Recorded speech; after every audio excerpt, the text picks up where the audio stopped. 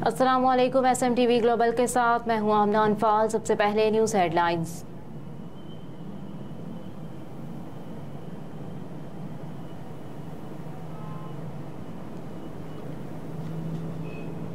Paris से जाहिद मुस्तफ़ा आवान की report के मुताबिक फ्रांस की मशहूर कारोबारी, सियासी और समाजी शख्सियत नासिर अब्बास तारड़ की जानिब से मंडी बहाउद्दीन में अखुवत फाउंडेशन के तहत बनने वाली फ्री यूनिवर्सिटी के लिए एक फंड रेजिंग डिनर का अहतमाम किया गया।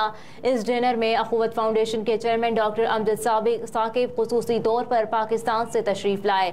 इसके अलावा दीगर ममालिक से भी मेहमान आए, जिनमें बरतानिया से आए हुए मुअज़्ज़िज़ मेहमान आरिफ अली भी शामिल थे। इस फंड रेजिंग डिनर में पाकिस्तानी कम्युनिटी की कसीर तादाद ने शिरकत की, जिनमें खवातीन भी शामिल थीं। पाकिस्तानी सिफारत खाने की जानिब से एहसान करीम, मादाम हुज़ैफा ने शिरकत की। तकरीब की कंपेयरिंग के लिए पाकिस्तान से टेलीविजन की नामवर एंकर फराह इकरार को बुलाया गया था। तकरीब का आगाज तिलावत कलाम पाक से हुआ, जिसकी सआदत एजाज बाबर सादी ने हासिल की। नाते रसूल मकबूल सल्लल्लाहु अलैहि वसल्लम फ्रांस के मशहूर पंजाबी शायर आशिक रंधावा ने पेश की। तकरीब में इब्तदाइया पेश करते हुए नासिर अब्बास तारड़ ने तफसील से मंडी बहाउद्दीन में होने वाले इन इकदामात का जिक्र किया जो अखुवत फाउंडेशन के तहत किए जा रहे हैं। उनका कहना था कि जिंदगी इंतहाई मुख्तसर है, इसमें खिदमत खल्क के लिए जितनी कोशिश कर ली जाए उतनी कम है। उनका मजीद कहना था कि मैंने जब भी अपने इलाके मंडी बहाउद्दीन के लिए ताउन की अपील की तो मुझे मेरे दोस्तों और करम फरमाओं ने कभी मायूस नहीं किया। बरतानिया से आए हुए मेहमान आरिफ अली ने इंतहाई बदल अंदाज में बताया कि नामुमकिन कोई चीज़ नहीं है। जब आप किसी चीज़ का आज़म कर लें तो फिर दुनिया की कोई ताकत आपकी मंजिल को आपसे दूर नहीं कर सकती। मजीद बताया कि बैरून मुमालिक में सैकड़ों पाकिस्तानी ऐसे हैं जो पहले बहुत मामूली मुलाजमत करते थे या उनके वालिद कोई बड़े नामवर लोग नहीं थे, मगर उन्होंने अपनी मेहनत से अपना नाम रोशन किया और दुनिया भर में अपना नाम बनाया और पाकिस्तान का नाम भी रोशन किया। अखुवत फाउंडेशन के चेयरमैन डॉक्टर अमजद साकिब ने अपने खिताब में कहा कि अखुवत फाउंडेशन आज दुनिया भर में मशहूर है। 10,000 रुपए से आगाज करने वाली फाउंडेशन 200 अरब तक जा पहुंची। मजीद कहा कि हमने इल्म लोगों को कर्ज हुस्ना दिया। लोग हमारा मजाक उड़ाते थे कि ये जो कुछ आप कर रहे हैं इससे तो नुकसान हो सकता है, ये फ़ायदा नहीं। डॉक्टर अमजद साकिब ने कहा कि अल्हम्दुलिल्लाह हमने जिस काम का आगाज़ किया और छोटे तबके को कर्ज हुस्ना देने से शुरू किए तो लोगों ने तकरीबन 100% वो कर्ज वापस किया, जिस किसी ने कर्ज लेकर उसे हड़प नहीं किया। मजीद कहा कि इसे मुस्बत अंदाज में इस्तेमाल करते हुए ना सिर्फ वो अपने पैरों पर खड़े हुए बल्कि से लातादाद अफराद हमारे डोनर्स भी बने। उनका कहना था कि बस ये सोचें कि जब आप कल अल्लाह के हुजूर पेश होंगे तो क्या नामा अमाल पेश करेंगे। अगर आप किसी भाई की मदद करते हैं तो अल्लाह को बता सकते हैं कि मौला मैं ये ले आया हूँ। उन्होंने कहा कि मैं चाहता हूँ कि आप रोज़ाना की बुनियाद पर अखुवत फाउंडेशन का साथ दें और €1 या 50 सेंटम डेली अखुवत फाउंडेशन के लिए बतौर सदका ज़रूर निकालें। बाद में उनकी अपील पर फंड रेजिंग शुरू हुई तो हाजरीन ने दिल खोल कर इसमें हिस्सा लिया। तकरीब के बाद हाजरीन को उम्दा सा डिनर पेश किया गया।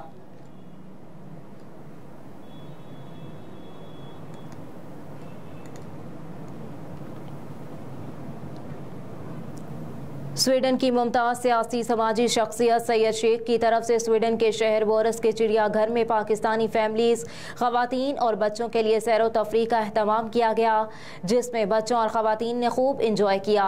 इस गैदरिंग का मकसद पाकिस्तानी कम्यूनिटी को इकट्ठा करना और दियार गैर में वतन की मोहब्बत को अपने बच्चों में उजागर रखना था। इस मौके पर SMTV ग्लोबल के नुमाइंदे प्रोफेसर मुबारक ने शुरका से गुफ्तगू की। उनका क्या कहना था, आइए आपको सुनवाते हैं। और आप देख रहे हैं SMTV ग्लोबल।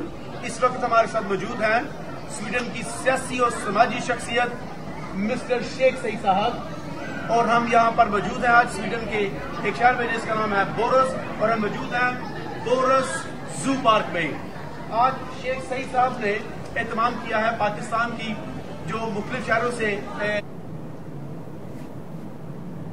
का एहतमाम किया है।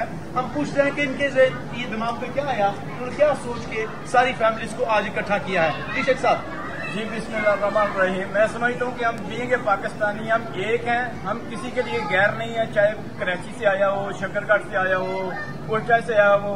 हम पाकिस्तानी हम एक हैं, एक रहेंगे इंशाल्लाह। और हमारा सबका फर्ज है कि हम पाकिस्तान की सफारतकारी इसी तरह से करेंगे जिस तरह के हम पर फर्ज है being Pakistani.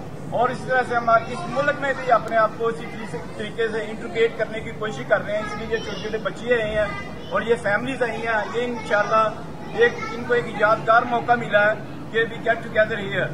Thank you very much. तो मौजूद है यहाँ पर अयूब मलिक साहब जो कि हमसे तो पुलिस से ताल्लुक है जी। शेख साहब मैंने तो फर्स्ट टाइम अपनी कम्युनिटी की तरफ से मेल देखी, मेल में इनका नाम था, बजाते कुछ पहले नहीं जानता था। शेख सईद साहब हम हमारी फ्रेमिंग को सपोर्ट कर रहे हैं। हमारी जो फ्रेमिंग का नाम है वो हामशट बार्न एंड फ्रेमिंग पाकिस्तान के नाम से है।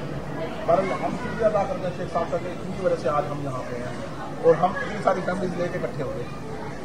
सर बहुत बहुत शुक्रिया, thank you very much sir. बहुत बहुत चलो, मैं हूं प्रोफेसर अमन स्मिथ और आप देख रहे हैं SMTV ग्लोबल। आज हमारे साथ मौजूद हैं एक सियासी और समाजी शख्सियत।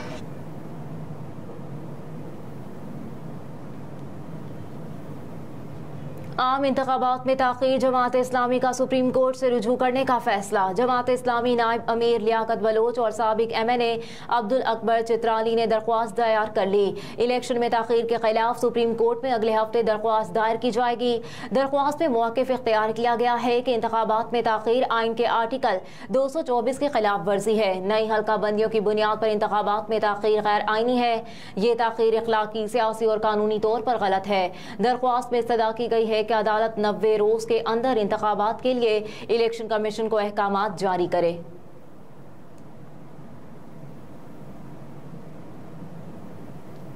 सिंध हाई कोर्ट के हुक्म इम्तना के बावजूद पानी के गैर कानूनी कनेक्शन देने का सिलसिला जारी। सिंध हाई कोर्ट ने जिना टाउन PECHS से चनेसर कोर्ट में 18 इंच पानी का कनेक्शन देने के मामले पर हुक्म इम्तना जारी कर रखा है। इसके बावजूद गैर कानूनी कनेक्शन देने का काम नहीं रोका गया।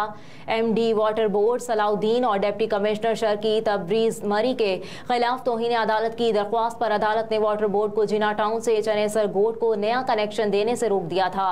अदालत ने chief secretary water board, deputy commissioner Sharki और दीगर को नोटिस जारी किए थे।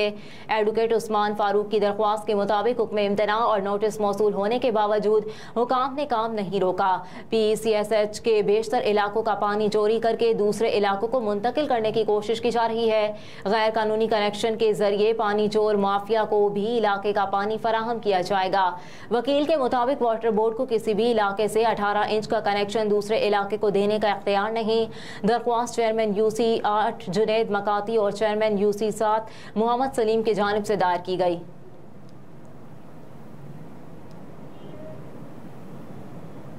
कुरान पाक की बेहुरमती पर पाबंदी के लिए डेनमार्क की मुजव्वज़ा कानून साजी पाकिस्तान का खैर मकदम। तर्जुमान दफ्तर खारजा के मुताबिक बिल कुरान पाक और दीगर आसमानी किताबों की बेहुरमती को गैर कानूनी करार देगा। तर्जुमान ने कहा कि बिल कुरान पाक और दीगर आसमानी किताबों की बेहुरमती रोकने की जानिब दुरुस्त सिमत में कदम है। मुकद्दस किताबों की बेहुरमती और जलाना मजहबी मुनाफरत का संगीन अमल है। दफ्तर खारजा के तर्जुमान ने कहा कि आज़ादी इज़हार राय और एहतजाज की आड़ में मुकद्दस किताबों की बेहुरमती की इजाजत नहीं होनी चाहिए। दफ्तर खारजा की जानिब से कहा गया कि इंसानी हुकूक की आलमी कानून में यह तय है और अक़वाम मुत्तहिदा की इंसानी हुकूक कौंसिल से मुतालबा किया गया है कि ऐसी इश्तियाल अंगेज कार्रवाइयों को कानूनी तरीके से रोकना और ममनू करार दिया जाना चाहिए।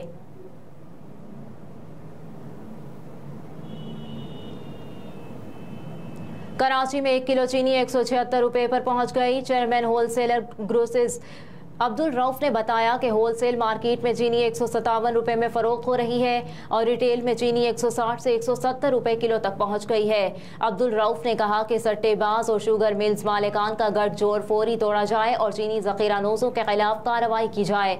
मजीद कहा कि अगर चीनी की स्मगलिंग ना रोकी गई तो इसी ही तरह इसकी कीमत रोजाना बढ़ती रहेगी। चीनी बगैर सेल्स टैक्स और इनकम टैक्स टैग के अफगानिस्तान स्मगलिंग की जा रही है। अगर माफिया को ना रोका गया तो ज़र मुबादला काबीनों नुकसान होगा।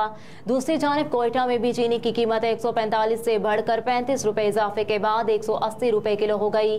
चीनी के होलसेल रेट 170 रुपए फी किलो और रिटेल रेट 180 रुपए फी किलो है। कोयटा के ताजर कहते हैं कि चीनी अफगानिस्तान स्मगल हो रही है। चीनी की कीमत में इजाफा कौमी शाहराहों पर ट्रकों के रोके जाने के बायस हुआ।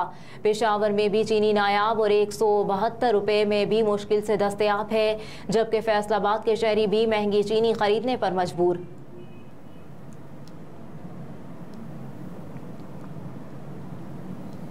बिजली के भारी बिल, ताजरों की हुकूमत को पहिया जाम हड़ताल की धमकी। रावलपिंडी चैम्बर के ताजरों ने महंगी बिजली के खिलाफ होने वाले एहतजाज पर कहा कि शहर शहर एहतजाज हो रहा है, हुकूमत नोटिस से मस नहीं हो रही। क्या इंतजार हो रहा है कि गैर मुअय्यना मुद्दत के लिए हड़ताल पर चले जाएं। ताजर रहनुमा सुहेल अल्ताफ ने कहा कि महंगाई से मुल्क में अमन व अमान की सूरत हाल खराब होने की नौयत आई है। मीटर रीडर्स को लोग पकड़ कर मारना शुरू हो गए हैं। सूरत हाल ऐसी है जैसे मुल्क डिफॉल्ट कर चुका है। सुहेल अल्ताफ ने कहा कि सूरत हाल को संभालने की जरूरत है, वरना हालात काबू से बाहर हो जाएंगे। किसी का बिल 25 गुना बढ़ गया है, किसी का 50%। जिन इदारों को मुफ्त बिजली और पेट्रोल मिल रहा है उनको बंद करें। सारा बोझ अवाम पर क्यों डाला जा रहा है।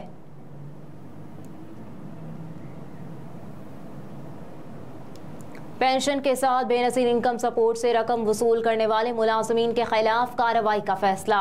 बेनजीर इनकम सपोर्ट प्रोग्राम में करप्शन के मामले पर हुकूमत ने पेंशन के साथ बेनजीर इनकम सपोर्ट से रकम वसूल करने वालों के खिलाफ कार्रवाई का फैसला किया है। वजारत दाखिला ने बेनजीर इनकम सपोर्ट प्रोग्राम की दरख्वास्त पर इदारों को इजाज़त दे दी है। विफाकी तहकीकाती इदारे का कहना है कि तमाम इदारों में रिटायर्ड मुलाजमीन की प्रोफाइलिंग की जाएगी और जायजा लिया जाएगा कौन से अफसर पेंशन और बेनजीर इनकम सपोर्ट से रकम वसूल कर रहे हैं। FIA ने मजीद कहा कि रकम बटोरने वालों के खिलाफ मुकदमात दर्ज किए जाएंगे और मुलाजमीन से बेनजीर इनकम सपोर्ट प्रोग्राम की रकम बरामद की जाएगी। FIA ने तमाम जोनल स्टाफ की छानबीन शुरू कर दी, साथ ही पुलिस और दीगर इदारों को भी जल्द रिपोर्ट पेश करने की हिदायत की है। हेडलाइंस आपने जानी। न्यूज़ स्टूडियो से फिलहाल इतना ही। आप देखते रहिए SMTV ग्लोबल।